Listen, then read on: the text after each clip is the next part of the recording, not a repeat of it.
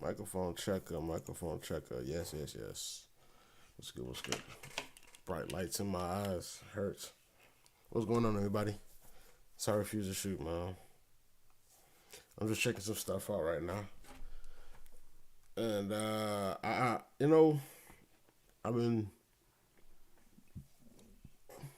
was away for a while, I guess. But, we here now. Thank you if you tuned in. Can y'all hear me? Oh, y'all can hear me from the... Let me see. Make sure everything good. Yeah, no, we good. Let me see. Microphone. What? Mic. I think I should be good. I don't see why not.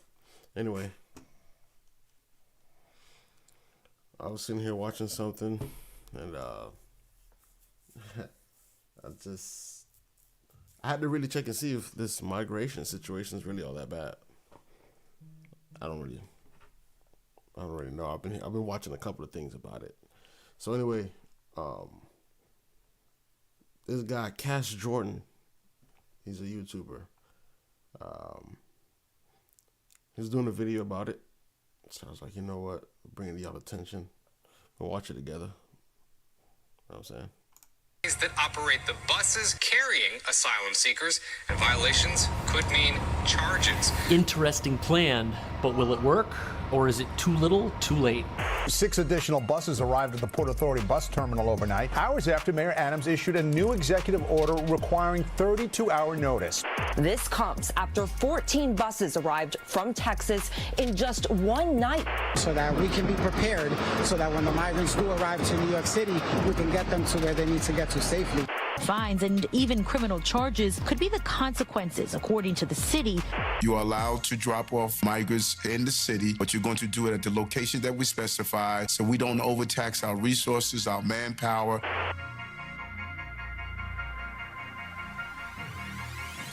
Here we are at the Port Authority bus terminal in New York City, where recently 14 buses arrived on a single day carrying asylum seekers from the U.S. southern border. Now, each of these buses can seat between 50 and 60 people, which means 14 of them can carry around 750 people, who all arrived on the exact same day. On top of that, over 150,000 asylum seekers have already come through the city since this humanitarian crisis began, completely filling the city's emergency shelters. And because of that, New York City's mayor has decided to take drastic action to limit the number of buses that can come to the city every single day. Mayor Eric Adams announcing an So y'all telling me it's that bad in New York right now?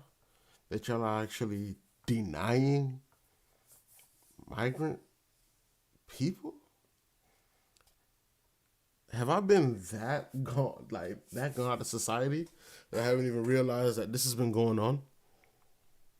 What is going on? What is going on?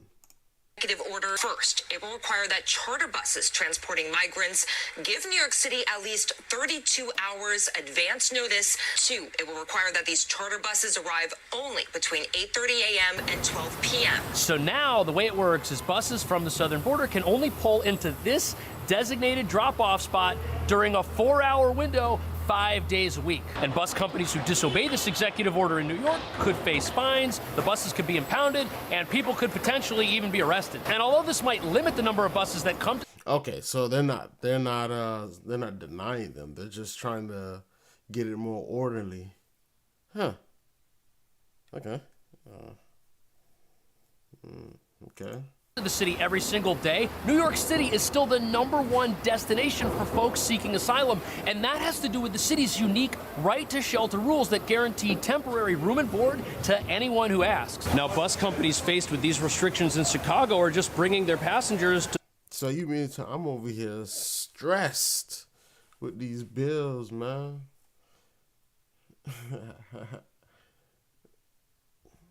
I feel you. I mean... That's the American dream, though. That's the American way.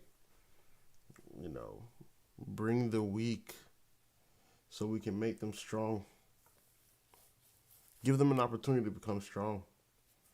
I don't see nothing wrong with this. the suburbs outside of the city. And from the suburbs, they can take a train. If it's taxed, all right? Or a ride. Not by us. Like, if they're migrants, at least, hopefully they become U.S. citizens and they pay taxes as well. Because I think that's the only problem that I'm seeing. Like, how do they get all these people registered? How do they become citizens? How does the money that they get the privilege of backing,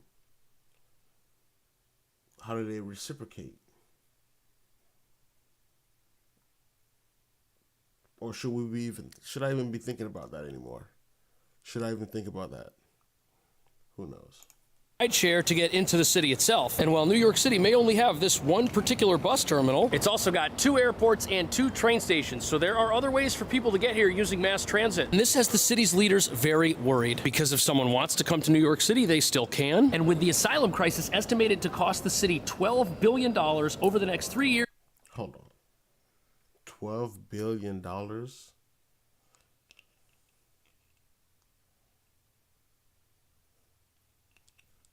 May I ask, always wanted to know, the money that the feds use, is that money completely different? Is the debt completely different for America than it is for the states? Like, how do the states produce their own money? Do they pay taxes as well to the federal government? I need to know these things. I need to do some research. It could mean that this executive order does little to impact New York City's overall predicament, which is why the mayor recently told New Yorkers that the best way to solve this crisis is to take matters into their own hands.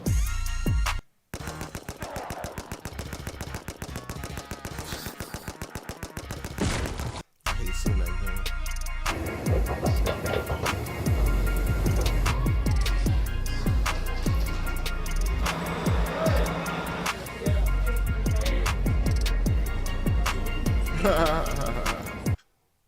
Hey man, even the pigeons out there, bro. Feel me? Catching the bus. You know what I mean? So things are at a point now where the mayor is asking New Yorkers to ask the federal government for continued assistance with this crisis. And this is because the city is completely out of resources, which is forcing the city to make tough choices which could impact daily life for many of its residents. Specifically, the city is now cutting funding for the fire department, the police department, schools, and they're even gonna fire the workers who take care of the city's parks. Now, many New Yorkers are completely upset with the idea of these cuts, but since the city is completely out of room and out of money, there aren't a whole lot of good options left at this point. The shelter at the Floyd Bennett Field, which can house up to 2,000 migrants and was only opened about a month ago, is already housing around 1,400 people. Now, this particular shelter made national news a month ago when the people who were brought there refused to stay. And that's because it's a former military airfield outfitted with humanitarian-style relief tents. And apparently bathrooms are in a separate building from where the dormitories are. On top of that, the airfield is prone to flooding, which could make it dangerous as temperatures in New York continue to drop. And for that reason, the mayor is now calling on New Yorkers to ask their federal elected officials for help. But that's got many Americans scratching their heads, because the reason the asylum crisis has reached such proportions here in New York is because of New York's unique right to shelter rules. For example, the city has laws going back to the 80s that guarantee temporary shelter to anyone who asks for it. These laws are unique to New York City and to many Americans, including those running the federal government in Washington. This situation could be one of New York City's own making, which explains... Bro, if I looked anywhere near like a migrant, I would have stuck on that bus and resetted life. Do you not understand how some people may be taking the advantage of a situation like this? Oh man, I wonder, how do they identify them? I hope they take pictures and do all that other crazy crap. Why, even though the mayor's been to D.C. 10 times recently, the federal government isn't completely sold yet on the idea of having the rest of the country support a city that they don't necessarily live in, nor can vote in, or have any effect on how the place is run. As the city runs out of room to house migrants, they've also been continuing their push with the state to lift the right to shelter mandate, which requires that the city provide shelter to anyone who needs it. And this is why the rest of the country is somewhat reluctant to continue bailing out the city. New York's right to shelter mandate goes back to the 1980s when the state Supreme Court ordered the city to provide shelter. And to many Americans, if this issue were really as big a deal as the mayor and other elected officials are making it out to be, they would do something to amend the process for how the city handles situations like this. And critics say that the city's present condition, good or bad, is the result of what New Yorkers vote for. In fact, many leaders in the city are in favor of maintaining right to shelter because it keeps families with nothing from having to live on the street. But the problem is right to shelter is very expensive, which is why the city has to make controversial cuts to education and police. But the mayor says the city wouldn't have to make these cuts if its wealthiest residents would just give it more money. And some Absolutely not. Absolutely not. Absolutely. So you trying to tell me that you guys are trying to subcategorize the rich folks in the cities now rather than in the world to take care of other people? Are you telling me that you're trying to make small kings and queens in these states? Is that what we're doing now? Is this what the next stage of life is going to be in the age of awakening? Tell me it isn't so. people think comments like this are the first step towards raising taxes, because if rich New Yorkers won't voluntarily turn over more of their money, the city can come up with new taxes and fees to... You can't tax rich people. Once you tax rich people, they're going to find that the tax code is not good. Rich people know how to spend all their money to make it look like they're in different tax brackets. So you're not going to tax rich people and get away with it. They're not rich for no reason. These are some educated motherfuckers. Get more money that way. And that might sound crazy until you consider just how deep the city's latest cuts have had to go, and how they could end up doing more harm than good.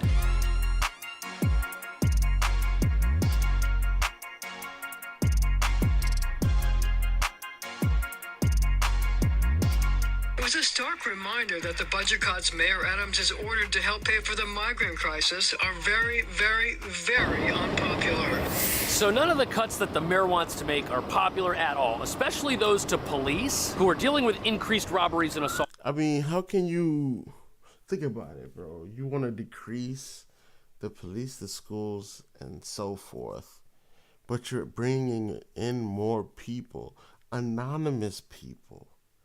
How are the police supposed to handle something like this without money, resources?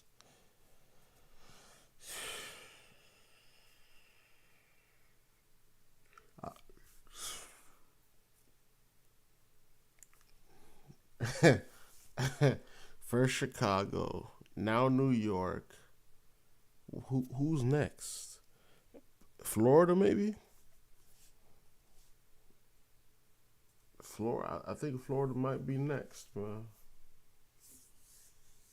I see it. You probably don't, but I do. I see it. Cuts to the fire department, who recently rescued New Yorkers from a collapsing apartment building. And very controversially, cuts to New York City's understaffed public schools, which critics say will only hurt kids. And the problem for New York City is that without funding from another source, these cuts are going to have to happen. And how do you expect for the state itself to actually grow and create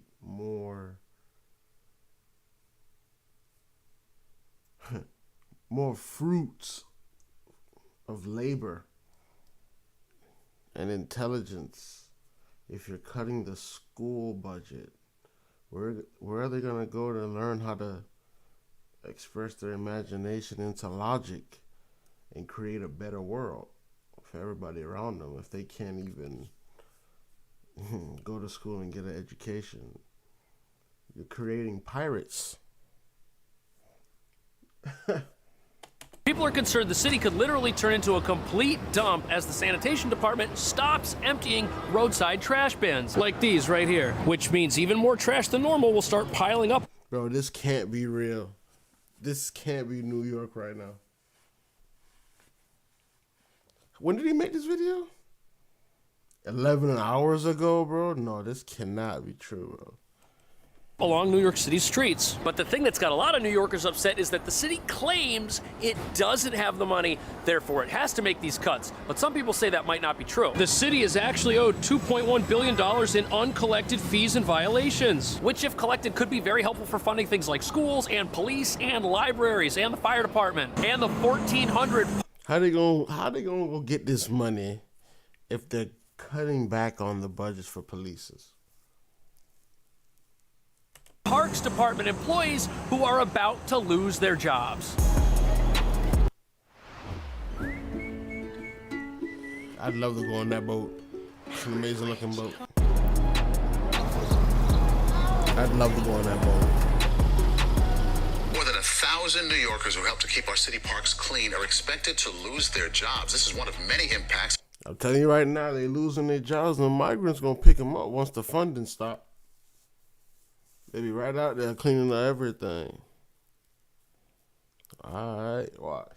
The budget cuts announced last month. So New York City's parks are world renowned. We've got Bryant Park, Central Park, the Highline Park, even Times Square qualifies as a park. And although these parks are great now, that might not be the case if these cuts end up going through and 1,400 of the people that work at parks like this and take care of them end up losing their jobs on account of the city's asylum crisis. Also, greenery and trees are such a rare commodity here in the city that a lot of people find it unacceptable for all of this to go to waste because the city just stops taking care of it. And on top of that, the folks who empty these trash bins and keep these walkways clear are some of the city's neediest, and they're the ones who are going to end up losing their jobs. But budget cuts to New York City's Parks Department could result in a filthy city and a loss of over 1,400 jobs, including the agency's Parks Opportunity Program. So at issue here is the Parks Opportunity Program, which offers training to New Yorkers looking to build their skills and climb the city's economic ladder. Specifically, the program employs New Yorkers at a rate of $15.45 an hour to clean and maintain the parks for 40 hours a week too, which means for many people this was a full-time source of employment and likely the only source of employment they could get because many of the people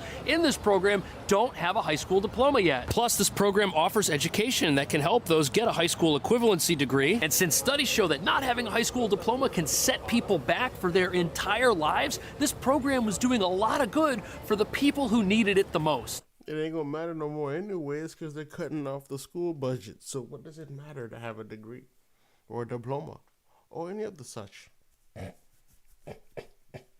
Yo, bro, the rich is gonna get richer and the poor is gonna get poorer.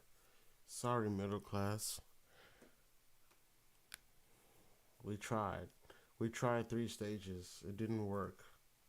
We're gonna go back to what works. The rich and the poor. The program also offers other types of training for people who might want to be security guards or work in food preparation. Basically, it's a program that was helping people get out of poverty while keeping the parks clean at the exact same time. You're going to see more trash in parks. Bathrooms, if they are open at all, are going to be places you're not going to want to be. Honestly, that sounds terrible, and these cuts aren't going to improve anything for anybody in the city. And critics of making cuts to this particular parks program point out that $15.45 an hour is $124 after 8 hours of work. And the city's shelters spend $400 a day taking care of people. Which is cheaper, to pay people $124 a day to take care of the parks or to give them a place to live and no job for $400 a day? It doesn't make any sense. Plus, the people cleaning the parks are going to move on to better things after they get the training. And just look at how much benefit this particular park, Bryant Park, is for the city. There's all these little shops and businesses. It's a major tourist attraction, and the apartments across the street from the park end up costing a whole lot more than they would if this park were a dump. Plus, tourists who want to come to New York and maybe visit a park like this, they spend $50 billion a year, support 9% of the city's workforce, and add $6 billion a year to the city's piggy bank from taxes. And we're going to jeopardize all of that because we don't want to pay people $15 an hour. That's... not everybody agrees with. But I could have sworn soon the minimum wage is jumping to 20. Am I wrong? that. On top of that, the city's Parks Department manages 14% of the landmass in New York City, which used to get cleaned multiple times a week, but now may only get cleaned one time a week. But even though there isn't as much opposition to these particular cuts as there are to others, the city's education department is actually in court right now suing because the cuts to education might in fact be illegal. Oh. That's what we doing out there in New York? Going back to the old ways, man. Oh,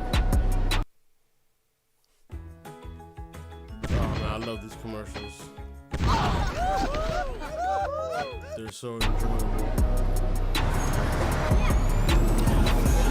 So here we are at New York City's flagship public library on 42nd Street, which is no longer open on Sundays because of recent cuts. And in addition to making cuts to the library, the city is also making cuts to schools. But teachers are fighting back. The lawsuit alleges that Adams violated a state law which prevents the city from cutting education spending unless overall revenues decline. So the city's teachers are in court right now suing because of the cuts, which the city has to make because unfortunately there's no money left. And the New York City public school system has one of the largest education budgets in the entire country. The current school year is going to cost $37.5 billion, but only 41% of that, or around $15 billion, is spent on actual classroom instruction, which means there's likely to be some savings found in that other 59% of the budget that doesn't go towards teaching kids in classrooms. According to court documents, the city collected $8 billion more in revenue last fiscal year than projected. We have an historic reserves in the city of New York. So the reason these cuts might not actually be legal is because the city's tax revenue has actually gone up. Also, these cuts are going to be pretty tough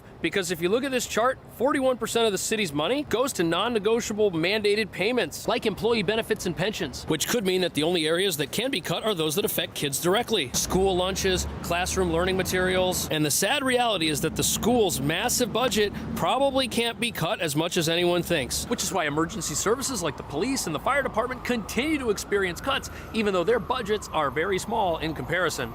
Okay, so the kids are safe. Okay. The kids are safe.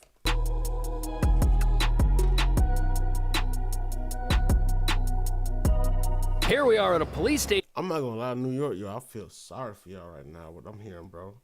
Cause this went from just the migrant to just like everything that's bad about New York. Economically, anyway. I mean, people are still out there hustling and bustling and making it do what they do.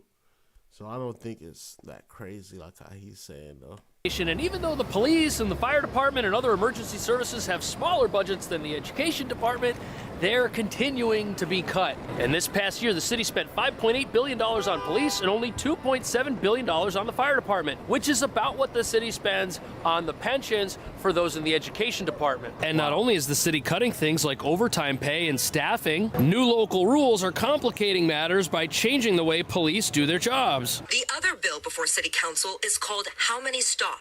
It would require cops to record level 1, 2, and 3 stops. Sponsors of the bill say a cop would not have to record public interactions if, say, a tourist was to ask for directions. So what's interesting about this bill is that although it may help spot unfair police practices, it comes at a time when police are already stretched to the bare minimum. And the law would require that police fill out reports every time they stop anyone in an official capacity. Now, a tourist who needs directions in Times Square, that's not a formal stop. But if the police suspect you of doing something and they stop you, they're then going to have to fill out one of these reports. Every minute and every second counts when you get to that job. So we're going to have our officers sit there and do reports. It makes no sense. Now, proponents of this bill say that it's not all bad for the police because it could exonerate them when they're accused of unfair policing practices. And if the police stop someone for something on the streets of New York, the reasons for the stop are going to be recorded, which creates a paper trail of information concerning why the stop took place. But extra work is going to take time, and when there's an emergency situation, the police don't have a whole lot of time. Something confusing about that last bill. For a level 1 stop, a person technically doesn't have to stay to give their information. That cop will then have to use their perception to guess a person's race, ethnicity, and age. What the f does that even mean? So if officers have to guess a person's information, critics say it might not end up being all that accurate or all that useful. And although the idea is well-intentioned, is this the right time to try something out, which takes the police time and gives them less opportunity to stop crime? And because the city's managing a humanitarian crisis, we're about to have the lowest level of police by 2025 because police graduation classes, those are being canceled as well, which means new officers aren't coming into the force and veteran officers are retiring. If he dropped his phone just a while ago. I know that hurt when he dropped his phone. current police retire and you aren't training new police, when new police eventually do come in, the veterans needed to mentor them and help them rise through the ranks and make a career out of being a cop in New York won't be there. And critics say policies like this could set the force back years, which is why the mayor and city leaders want more help managing the humanitarian crisis that's taking place here right now. But should they get it? And do you think limiting the number of buses that come to New York is going to change how many people decide to come here and seek? Anyway, yo, listen, bro. New York, I think I got a little problem going on, man. I don't know what y'all gonna do about that. I don't know what y'all gonna do about that, bro. But this is definitely a problem. Bro, America, America, America.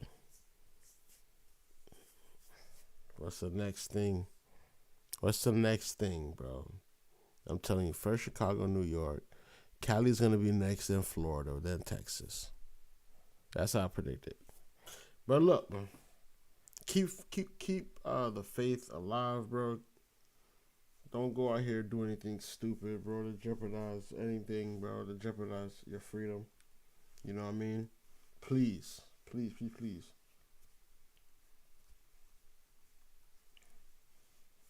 Get your money and stay out the way, man. You know what I'm saying? That's all I can tell you. Anyway, listen. Thank y'all. I got a lot of videos coming up. I'm going to start streaming a little bit more. Yeah. I think this is going to be therapeutic for me, man. It's going to be my therapy. But I appreciate y'all coming through. If you watch the video later on, like the video, leave comments. Make sure you call somebody you love and tell them you love them, man, because you never know when you're gone. With that being said, I'm out of here. Y'all be safe.